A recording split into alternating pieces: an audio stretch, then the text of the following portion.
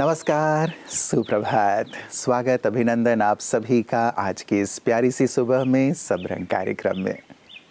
मित्रों, एक महान संत ने कहा कि मनुष्य भी कितना नादान है। जब प्रार्थना करता है तो ये सोचता है कि मेरी हर बात, एक एक शब्द ईश्वर सुन रहा है और इसका फल देगा। और जब निंदा करता है तो ये भूल जाता है कि ईश्वर इस निंदा को भी सुन रहे हैं और इसका भी फल मिलेगा। कैसी विडंबना है ना।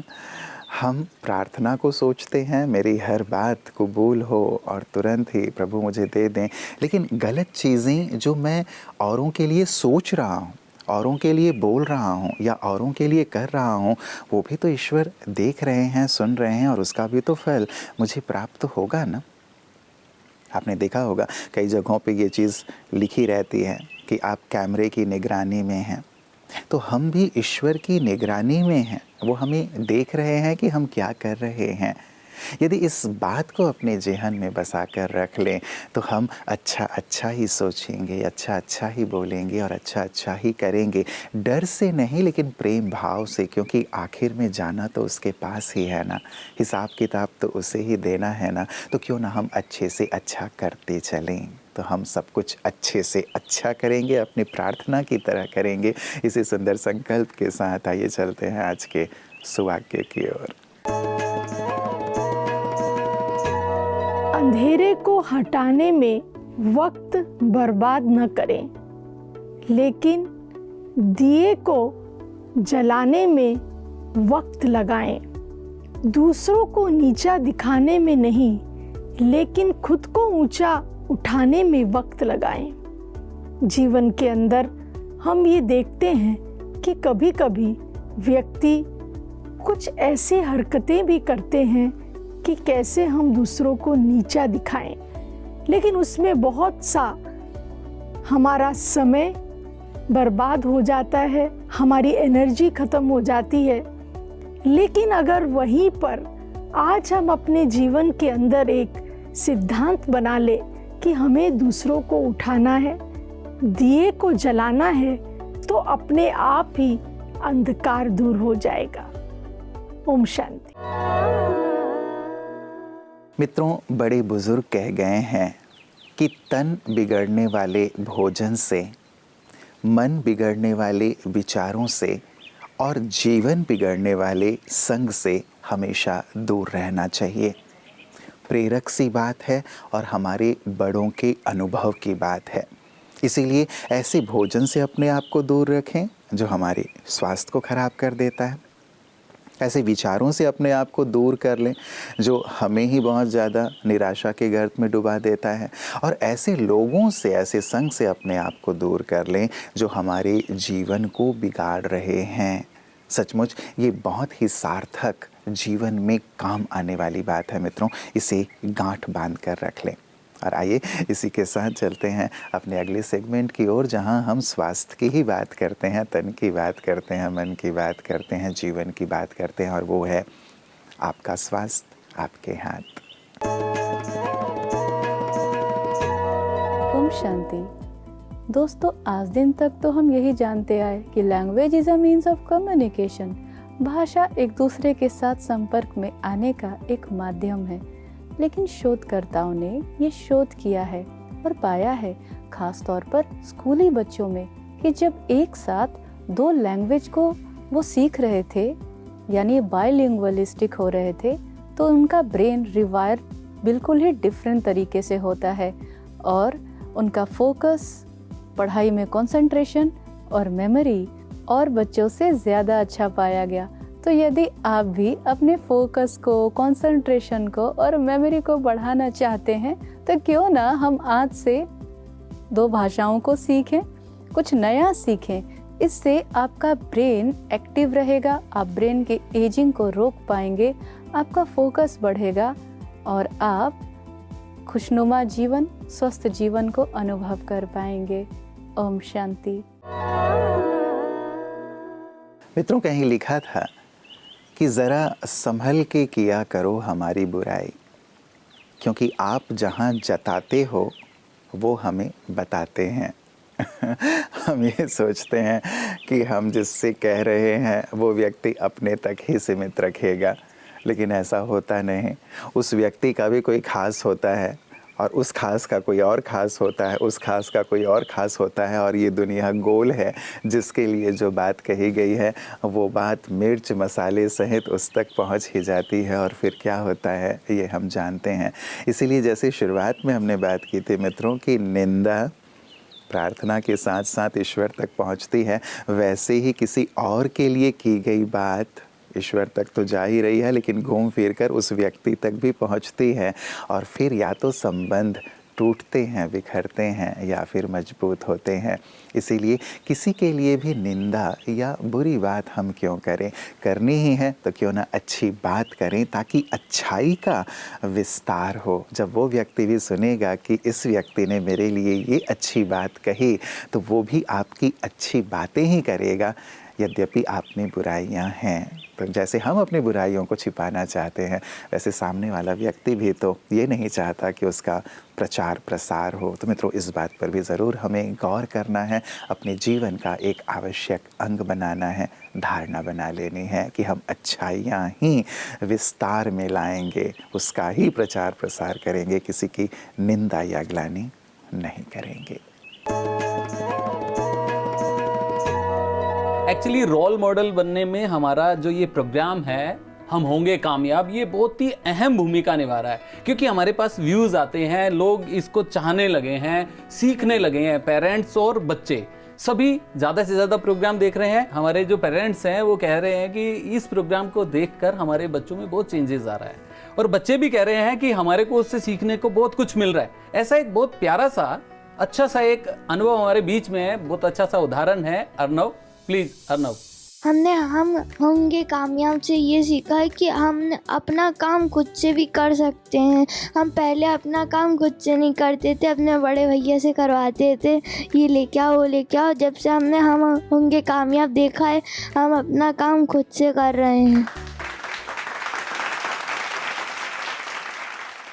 आपकी मम्मा है यहाँ पे? ओके। तो मैम, अर्नव ने अभी अभी बताया कि ये प्रोग्राम देख के उसमें बहुत सारे चेंजेस आए हैं। क्या वो सही बोल रहा है? जी, सही बोल रहे हैं। तो इसके अलावा पहले वो कैसा था, अभी कैसा था, इसके अलावा कुछ और चेंजेस जो आपने देखे हो? हम होंगे कामयाब ये प्रोग्राम चालू था पीस ऑफ माइंड में, और हम लोग डिनर कर रहे थे और देखें कि अच्छा प्रोग्राम आ रहा है बच्चों के हिसाब से।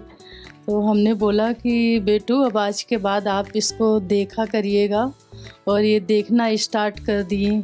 सैटरडे संडे इनको बहुत उमंग उत्साह बढ़ा, और कि कैसे मतलब क्वेश्चन आंसर याद करते थे, ये तो भूल जाते थे। तो उसमें आप लोग बता रहे थे कि कैसे गेम के द्वारा की मेमोरी को कैसे बढ़ाएं। फिर अभी इनमें बहुत हेल्प करने की भी आ गई है कि मम्मी की कैसे हेल्प करना है और कैसे मम्मी की मदद करना है। राइट, बिल्कुल। अरे वाह, वेरी एक और बात शेयर करना चाहते हैं। हमको मन हो रहा था कि हम होंगे कामयाब में आए, हम एक दिन तो पहुंच ही गए।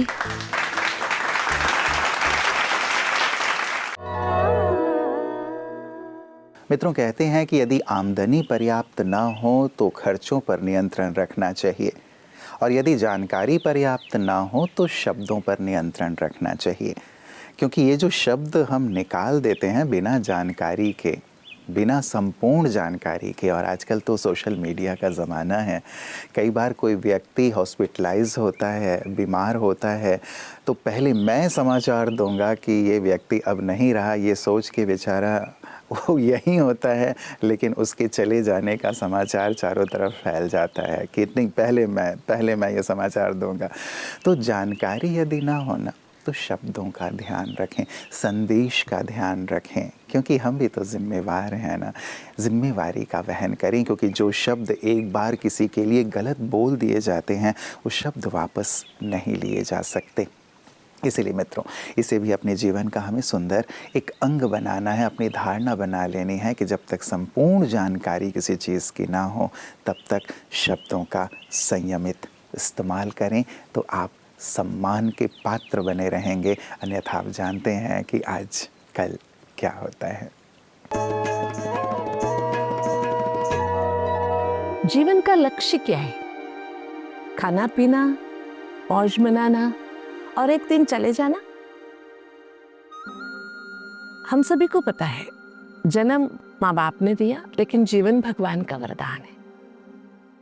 हम अपनी मर्जी से नहीं आए, कर्म का फल हमें ले आया, या भगवान का ये जो व्यवस्था है इसके अनुसार हम आए, और एक दिन इस व्यवस्था के तहत ही हम एक दिन ये शरीर छोड़ के चले जाएंगे। लेकिन इसमें जीवन खत्म नहीं होता है, बस एक स्टॉप है, फिर वहां से फिर से शुरू हो जाता है।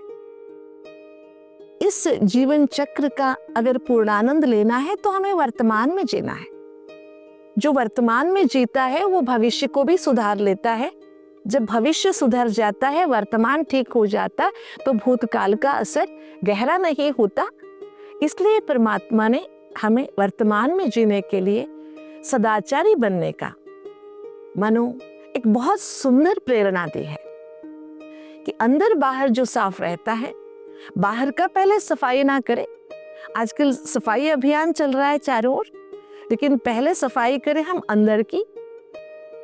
अंदर के कूड़े कीचड़े जो है उसको परखें कि ये कूड़ा है, ये नहीं चाहिए, इसका जरूरत नहीं है। जब हम अपने आप को परखना सीखेंगे तब हम मिथ्याचारी से सदाचारी बन सकते हैं। हमारे पास ज्ञान है, लेकिन जो ज्ञान हम जीते नहीं है उस ज्ञान से क्या फायदा, है ना। इसीलिए कहते हैं केवल पुस्तकीय ज्ञान ही काफी नहीं है। जो पुस्तक में है उसे मस्तक में भी लाना होगा, अर्थात सोच में लाना होगा। सोच के बाद उसे जीवन में उतारना होगा, बार बार प्रयास करना होगा। भगवान कहता है यथात्मा दृढ़ निश्चय, है ना। पुनः पुनः कहते हैं कोशिश करने वाले की कभी हार नहीं होती, क्योंकि उनके साथ परमात्मा होता है। इसलिए हम अपने आचार को सदाचार बनाने के लिए सोच को बदलें।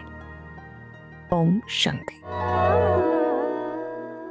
मित्रों, किसी अनुभवी व्यक्ति के अनुभव की बात से आज के सबरंग को पूरा कर रहा हूं। आपको चिंतन के लिए आज बहुत सारी बातें मिली हैं, लेकिन और एक चलते चलते अंतिम बात, उसने अपने अनुभव से कहा कि व्यक्ति के परेशान होने के दो ही कारण हैं। आज परेशानियां बढ़ती चली जा रही हैं समाज में, हम भी कभी कभी परेशान हो जाते हैं, कहीं ये दो कारण तो नहीं हैं, ये देख लें। उन्होंने कहा दो ही कारण हैं।